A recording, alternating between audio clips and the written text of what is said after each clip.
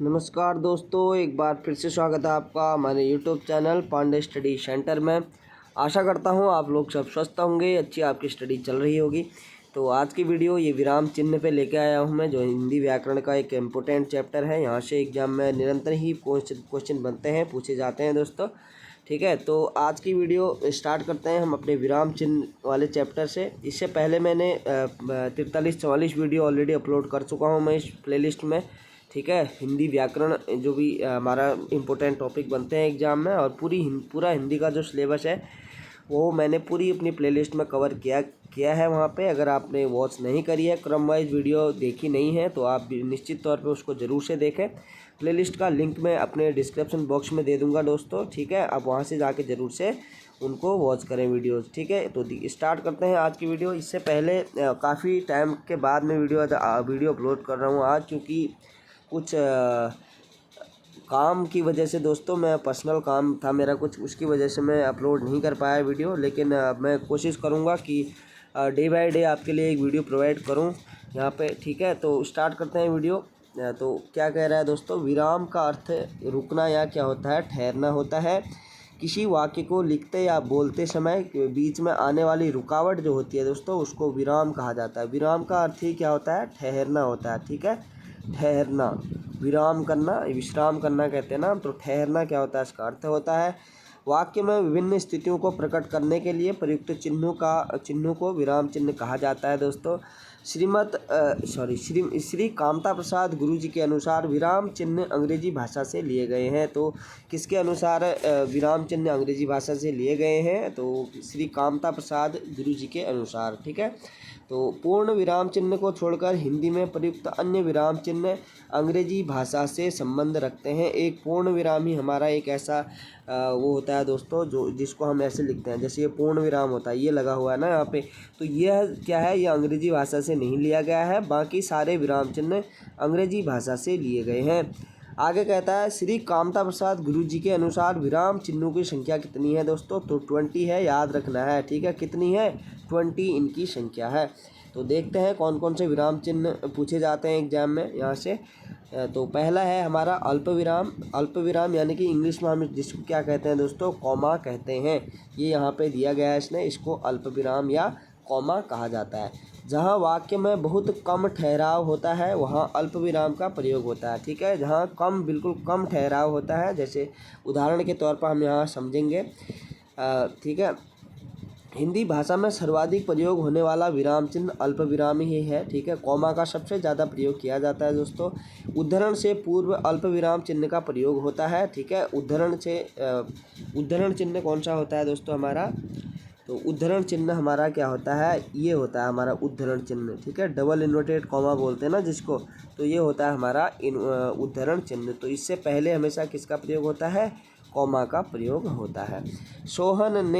सोहन ने मोहन से कहा, कॉमा आ गया यहाँ पे, फिर अपना काम स्वयं करो, ये क्या आ गया यहाँ पे, उद्धरण चिन्ह आ गया यहाँ पे। तो इस प्रकार से उदाहरण में समझाया है इसने। तो ये उद्धरण चिन्ह जहाँ पे भी जिस वाक्य में लगेंगे उससे पूर्व में क्या लगेगा, हमेशा अल्प विराम या कॉमा का प्रयोग किया जाएगा। जैसे अंकों को लिखते समय भी क्या है, अल्प विराम का प्रयोग होता है दोस्तों। जैसे अंकों को लिखते समय क्या करते हैं हम, जैसे 4 लिखे, उसके बाद 5 लिखा, उसके बाद 9 लिखा, उसके बाद फिर 11 लिखते हैं। ठीक है, तो इस प्रकार से।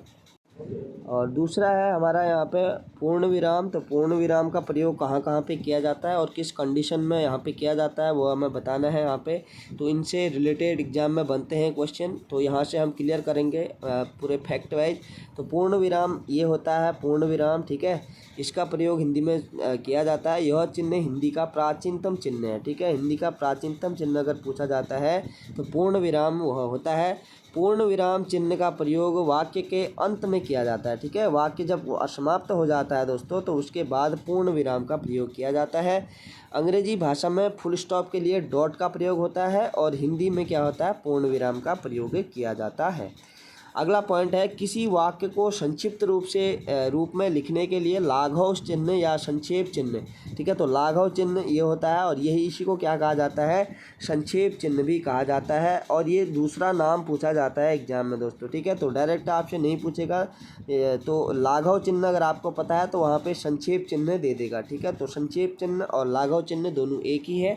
और जैसे हम इसका प्रयोग कैसे करते हैं दोस्तों, जैसे डॉक्टर हम लिखते हैं तो डॉक्टर के आगे हम क्या लगाते हैं, यहाँ पे लाघव या संक्षेप चिन्ह का प्रयोग करते हैं। आगे कहता है, किसी वाक्य को लिखते समय यदि बीच में कोई शब्द छूट जाए तो उसके लिए हंसपद, ये होता है दोस्तों यहाँ पे क्या, हंसपद, इसको हंसपद कहा जाता है, चिन्ह का प्रयोग किया जाता है। अगर कोई वाक्य कोई शब्द आपसे छूट गया है तो आप हंसपद का प्रयोग करके उसको दोबारा वहाँ पे लिख सकते हैं। आगे है, निर्देशक चिन्ह को संयोजक चिन्ह भी कहा जाता है, ठीक है। निर्देशक चिन्ह ये होता है और इसी को क्या कहा, इसका अन्य नाम क्या है, संयोजक चिन्ह, ठीक है। निर्देशक या संयोजक चिन्ह, तो ये अन्य नाम से ही ज़्यादा पूछे जाते हैं क्वेश्चन। निर्देशक चिन्ह का अन्य नाम क्या है, तो संयोजक चिन्ह भी कहा जाता है। आगे, लाभ हानि माता पिता किसी चिन्ह का प्रयोग हुआ, किस चिन्ह का प्रयोग हुआ है इसमें, तो योजक चिन्ह या यहाँ पे संयोजक चिन्ह। आप दोनों वर्ड एक ही हैं, संयोजक बोलो या योजक बोलो, दोनों क्या करते हैं, जोड़ने का काम करते हैं। तो योजक से आप संयोजक ध्यान रख सकते हैं। आगे पॉइंट है, किसी व्यक्ति विशेष द्वारा कहा गया कथन ज्यों त्यों लिखने के लिए किस चिन्ह का प्रयोग किया जाता है दोस्तों, तो उद्धरण चिन्ह का यहाँ पे प्रयोग किया जाता है। ज्यों और त्यों, ज्यों त्यों यानी कि जिस व्यक्ति ने किसी का कथन है, जैसे हमने महात्मा गांधी का यहाँ पे कथन ले लिया कुछ, ठीक है। तो कुछ भी ले लिया हमने, तो उसमें उनकी बात जो उनने बात बोली है वो बात ज्यों की त्यों हम यहाँ पे लिखेंगे तो डबल इन्वर्टेड कॉमा यहाँ पे उनके वाक्य में यहाँ पे लगेगा। तो यह कह रहा है वहाँ पे हमेशा क्या होता है, उद्धरण चिन्ह का प्रयोग होता है। और उद्धरण चिन्ह से पहले किसका प्रयोग होगा दोस्तों, कॉमा का प्रयोग होगा, यानी कि किसका प्रयोग होगा, यहाँ पे अल्प विराम का प्रयोग किया जाता है। अब उदाहरण यहाँ पे दे रखा है ना, नेहरू जी ने कहा, नेहरू जी का यह कथन है आराम हराम है, ठीक है। तो आराम हराम है किसने कहा था, नेहरू जी ने कहा था ना। तो किस चिन्ह का प्रयोग हुआ है, तो उद्धरण चिन्ह का प्रयोग हुआ है। और यहाँ पे उद्धरण चिन्ह से पहले यहाँ पे कॉमा का प्रयोग किया गया है, यानी कि अल्प विराम का प्रयोग यहाँ पे किया गया है। तो यही समझना है। हर्ष घृणा आश्चर्य आदि का बोध कराने के लिए किस चिन्ह का प्रयोग होता है, तो विस्मय आदि बोधक कहा जाता है दोस्तों, जो कि इसका अन्य नाम क्या है, आश्चर्य चिन्ह भी इसको कहा जाता है, विस्मय आदि बोधक को, ठीक है। तो ये चिन्ह होता है विस्मय आदि बोधक का, आप ध्यान रख सकते हैं, ठीक है। ये चिन्ह होता है विस्मय आदि बोधक, जिसको कहा जाता है, या फिर क्या कहा जाता है इसको, हर्ष घृणा आश्चर्य चिन्ह भी इसको कहा जाता है, ठीक है, आश्चर्य चिन्ह। तो आगे पॉइंट कहता है, यदि किसी वाक्य में कुछ अंश छोड़कर लिखा हो तो किस चिन्ह का प्रयोग होता है, तो लोप चिन्ह का प्रयोग होता है दोस्तों।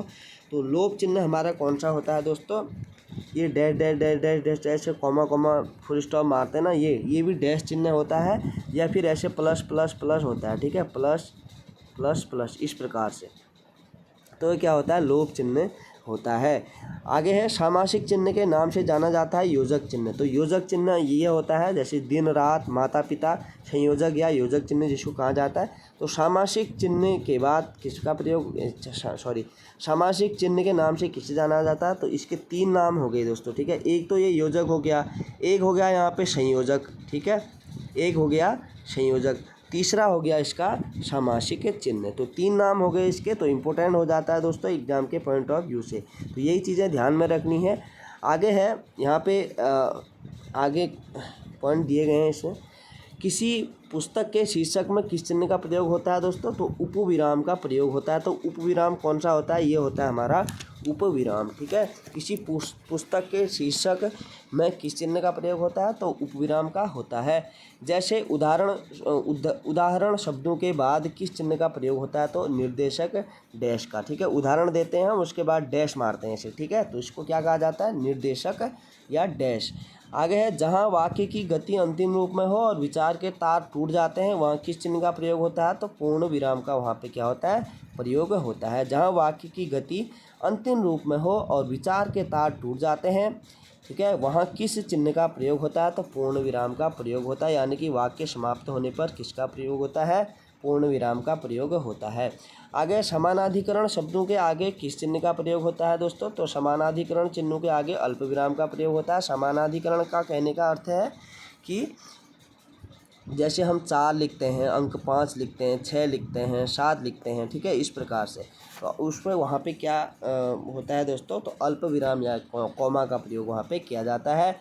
या फिर जैसे आप लिखते हैं, ठीक है, राम और श्याम, और नहीं लिखा तो आपने क्या लिख दिया यहाँ पे, आपने कॉमा लगा दिया, उसके बाद श्याम लिख दिया, उसके बाद रोहन लिख दिया, उसके बाद सोहन लिख दिया। तो ये क्या लगता है यहाँ पे, हमेशा ऐसे अगर हम लिखते हैं तो वहाँ पे कॉमा का प्रयोग यानी कि अर्ध अल्प विराम का प्रयोग यहाँ पे, सॉरी, किसका प्रयोग किया जाता है, समानाधिकरण, तो अल्प विराम का प्रयोग वहाँ पे किया जाता है। आगे है, जब वाक्य में समान अधिकरण का प्रयोग होने पर किस चिन्ह का प्रयोग होता है, तो समान अधिकरण का प्रयोग होने पर अर्धविराम का प्रयोग किया जाता है। तो अर्धविराम का चिन्ह कौन सा है दोस्तों, तो यह हमारा क्या है, अर्धविराम का चिन्ह है। 2 या 2 से अधिक उपाधियों के बीच, जैसे MA B.Ed के बीच किस चिन्ह का प्रयोग हुआ है, तो अर्धविराम का यहाँ पे प्रयोग होता है, अर्धविराम का प्रयोग होता है दोस्तों, किसमें, MA और B.Ed। जैसे और नहीं लगाया आपने तो अर्धविराम लगाएंगे, ठीक है। तो आगे है, कामता प्रसाद गुरुजी के अनुसार पाद चिन्ह को किस अन्य नाम से जाना जाता है, तो रेखा चिन्ह ही क्या होता है दोस्तों, पाद चिन्ह भी इसको कहा जाता है। तो रेखांकन चिन्ह या रेखा चिन्ह जिसको क्या कहते हैं, अंडरलाइन, ठीक है, इंग्लिश में क्या कहा जाता है, अंडरलाइन कहा जाता है। तो रेखा चिन्ह को पाद चिन्ह भी कहा, किसने कहा, पाद चिन्ह को, हाँ, रेखा चिन्ह नाम किसने दिया दोस्तों, तो कामता प्रसाद गुरुजी ने इसका नाम रेखा चिन्ह दिया, या कि इसका पूर्व नाम क्या था, पाद था, पाद भी इसे कहा जाता है। पाद बिंदु कौन सा होता है, तो पाद बिंदु यही होता है दोस्तों हमारा, एक तो यह होता है, ठीक है, एक ये होता है हमारा, एक सेमी है, पाद बिंदु, ठीक है। तो पाद तो ये हो गया, तो बिंदु 2 साइड लग गए तो उसको क्या कहा जाएगा, पाद बिंदु कहा जाएगा।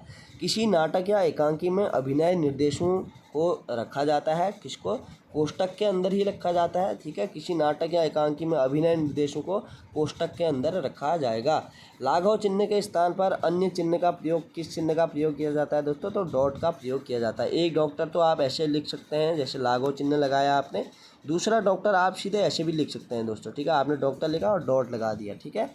तो यहाँ पे लाघव चिन्ह के जगह पे यहाँ पे डॉट का भी प्रयोग होता है। तो यहाँ पे ये तालिका दे रखी है दोस्तों, किसकी, यहाँ पे विराम चिन्हों की। तो इसका स्क्रीनशॉट आप ले सकते हैं।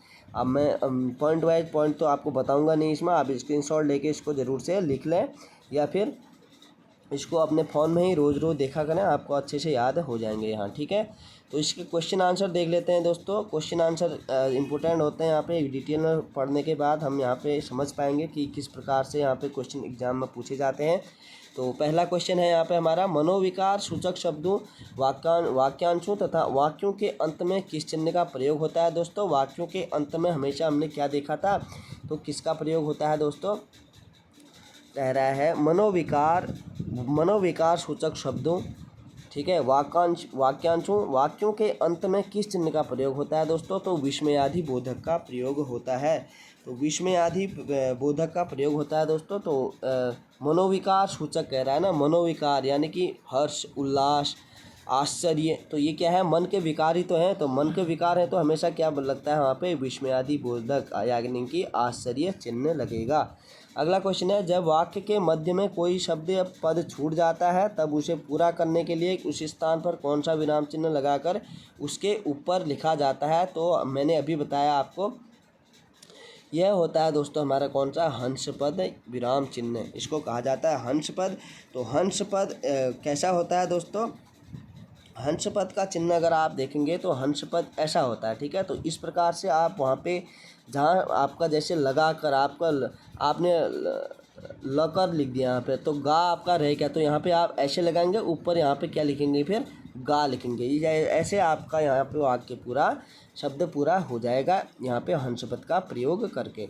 अगला है, निम्नलिखित में से कौन सा अल्प विराम है। तो कौन सा अल्प विराम है दोस्तों, ये सीधे ही एग्जाम में क्वेश्चन पूछा जाता है यहाँ से, अल्प विराम और अर्ध विराम और पूर्ण विराम, ये तीनों से एग्जाम में डायरेक्ट क्वेश्चन पूछा जाता है। तो अल्प विराम चिन्ह कौन सा है इसमें दोस्तों, हमारा अल्प विराम चिन्ह हो जाएगा इसमें हमारा कॉमा, ठीक है। कॉमा को ही अल्प विराम या क्षण भर ठहराव के लिए यहाँ पे प्रयोग किया जाता है।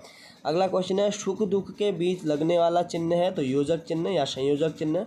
जो कि शब्दों को आपस में जोड़ता है उसको कहा जाता है योजक चिन्ह या संयोजक चिन्ह। तो इसका ऑप्शन होगा यहाँ पे ए राइट आंसर। अगला है, वाक्य में जब एक ही प्रकार की कई संज्ञाएं आए तो उनके बीच किस प्रकार का विराम चिन्ह लगता है। तो एक ही संज्ञा आती है, तो एक ही संज्ञा जब आती है दोस्तों तो हमेशा क्या लगेगा वहाँ पे, हमेशा वहाँ पे क्या लगेगा, अल्प विराम या कॉमा का प्रयोग वहाँ पे होगा।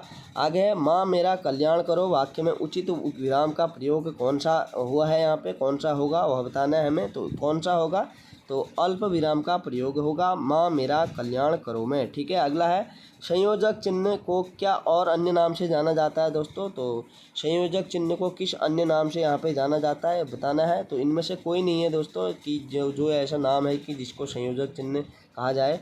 संयोजक चिन्ह होता है हमारा कौन सा, इसको योजक चिन्ह भी कहा जाता है। ठीक है, संयोजक चिन्ह को क्या कहा जाता है, योजक चिन्ह भी इसको कहा जाता है, यानी कि इसमें वो नाम नहीं है। या फिर इसको क्या कहा जाता है दोस्तों, सामासिक चिन्ह, सामासिक चिन्ह, सामासिक चिन्ह भी इसको कहा जाता है। तो इसके तीन नाम हैं, एक है संयोजक, एक है योजक, एक है सामासिक चिन्ह। अगला है, आनंद घर आया थोड़ी देर रुका और चला गया, इस वाक्य में उचित विराम कौन सा होगा। तो इसमें उचित विराम होगा दोस्तों हमारा कौन सा, इसमें उचित विराम होगा हमारा अल्प विराम। ठीक है, आनंद घर आया थोड़ी देर रुका और चला गया, तो क्या लगेगा यहाँ पे, अल्प विराम लगेगा। आगे, तुल्यता सूचक चिन्ह को पहचानना है यहाँ पे। तो तुल्यता सूचक चिन्ह कौन सा है दोस्तों, हमारा तुल्यता सूचक यानी कि डैश, डैश जो होता है ये हमारा बराबर बोलते हैं हम जिसको ना, तो ये होता है तुल्यता सूचक, ये तुल्यता करता है एक दूसरे से। ठीक है। अगला है, तुम कब आओगे, इस वाक्य में उचित विराम कौन सा होगा। तो तुम कब आओगे, इसमें उचित विराम होगा प्रश्नवाचक, सिंपल सा है, तुम कब आओगे पूछ रहा है ना आपसे, तुम कब आओगे, तो क्वेश्चन मार्क यहाँ पे लगेगा यानी कि प्रश्नवाचक चिन्ह लगेगा। अगला है, विवरण चिन्ह को पहचानना है। तो विवरण चिन्ह हमारा ये होगा दोस्तों, विवरण चिन्ह। ठीक है, नहीं ये नहीं होगा, विवरण चिन्ह होगा दोस्तों हमारा, इसमें से यह होता है हमारा विवरण चिन्ह। इस प्रकार से हम किसी वाक्य का विवरण देते हैं, तो परिभाषा देते हैं, विवरण दीजिए बोलता है ना, तो विवरण देने के लिए हमेशा इस चिन्ह का हम प्रयोग करते हैं। आगे, छंदों में एक चरण की समाप्ति पर किस विराम चिन्ह का प्रयोग होता है। तो छंदों में एक चरण की समाप्ति पर यहाँ पे अल्प विराम का ही क्या होगा दोस्तों, प्रयोग होता है। हंस पद किस विराम का एक और नाम है। तो हंस पद त्रुटि विराम भी इसको कहा जाता है, हंस पद को, जो कि इस प्रकार का ये होता है। ठीक है, इस प्रकार का होता है। अगला है, पूर्ण विराम का प्रयोग किया जाता है, वाक्य के अंत में पूर्ण विराम का प्रयोग किया जाता है दोस्तों। ठीक है, याद रखना है। आगे है, निम्न चिन्हों में से पूर्ण विराम को पहचानना है। तो पूर्ण विराम अगर ये पूछा जाता है तो ये हमारा राइट होगा, पूर्ण विराम। अगला क्वेश्चन है, ज़्यादा क्वेश्चन नहीं है दोस्तों इसमें, 4-5 क्वेश्चन और रह गए हमारे। विराम चिन्ह प्रयुक्त होता है, तो विराम चिन्ह कहाँ प्रयुक्त होता है, विराम चिन्ह, अच्छा विराम चिन्ह ये वही है ना, तुल्यता सूचक, तुल्यता सूचक ही होगा इसका राइट आंसर। ठीक है, यह चिन्ह, इसका नाम पूछ रहा है, विराम चिन्ह प्रयुक्त होता है, तो तुल्यता सूचक इसका राइट आंसर होगा। अगला है, समाप्ति सूचक चिन्ह की पहचान करनी है यहाँ पे। तो समाप्ति सूचक चिन्ह हमारा यह होता है दोस्तों, ऑप्शन नंबर बी जो आपको दिख रहा है राइट आंसर है। किसी आपकी परिभाषा या किसी आपका पत्र का अगर समापन आप करना चाहते हैं तो आप किस प्रकार का करते हैं, ये एक तो ये चिन्ह होता है दोस्तों, या फिर आप ऐसा कर सकते हैं। ठीक है, तो ये होता है समाप्ति सूचक। अगला, श्री कामता प्रसाद गुरुजी के अनुसार विराम चिन्हों की संख्या कितनी है। तो 20 है, स्टार्टिंग में जो मैंने इसी वीडियो में आपको बताया। अगला है, निम्नलिखित में से निर्देशक चिन्ह कौन सा है। तो निर्देशक चिन्ह कौन सा है। ठीक है, तो निर्देशक चिन्ह आपको बताना है दोस्तों, इसका आंसर आप मेरे को कमेंट बॉक्स में लिखेंगे। ठीक है, निर्देशक चिन्ह इसमें से कौन सा है, आप कमेंट बॉक्स में ज़रूर से कमेंट करें। अगला है, जहां वाक्य की गति अंतिम रूप से लें, विचार के तार टूट जाएं, और वहां किस चिन्ह का प्रयोग किया जाता है। जहां वाक्य की गति अंतिम रूप से विचार के तार टूट जाते हैं, तो वहाँ पे किया जाता है पूर्ण विराम का प्रयोग, जो कि अभी मैंने आपको बताया पहले भी इसी वीडियो में। अगला है, विराम का अर्थ है, विराम का अर्थ होता है दोस्तों ठहरना या रुकना, क्या होता है, विराम का अर्थ होता है। लास्ट क्वेश्चन है इस वीडियो का, आज का इस चैप्टर का लास्ट क्वेश्चन है, संज्ञा की द्विरुक्ति हो तो उनके बीच कौन सा चिन्ह आता है। तो यह इसका भी आंसर आपको दोस्तों कमेंट बॉक्स में बताना है, ये इंपॉर्टेंट है, ठीक है। संज्ञा की द्विरुक्ति हो तो किस चिन्ह का प्रयोग वहाँ पे होगा, तो इसमें से कौन सा आंसर वहाँ पे ए या बी या सी या डी कौन सा सही होगा। आप कमेंट बॉक्स में ऐसे लिखें कि 22 का ए, 22 का बी, 22 का सी या 22 का डी, इस प्रकार से आप कमेंट कर सकते हैं, ठीक है दोस्तों। तो मिलते हैं अगली वीडियो में, तब तक के अपना ध्यान रखें दोस्तों, धन्यवाद। और आती रहेगी वीडियो हिंदी की, अभी इसमें बहुत सारे ऐसे टॉपिक हैं जो मैंने अभी कवर करने हैं। यह बुक बहुत बड़ी है दोस्तों, अभी हिंदी साहित्य का इसमें पूरा जो MCQs पढ़े हैं बहुत सारे हैं, और अभी मैं करवाऊँगा डे बाय डे, ठीक है। तो बने रहें चैनल के साथ और अपने स्टडी करने वाले दोस्तों के साथ ज़रूर से शेयर करें दोस्तों, धन्यवाद।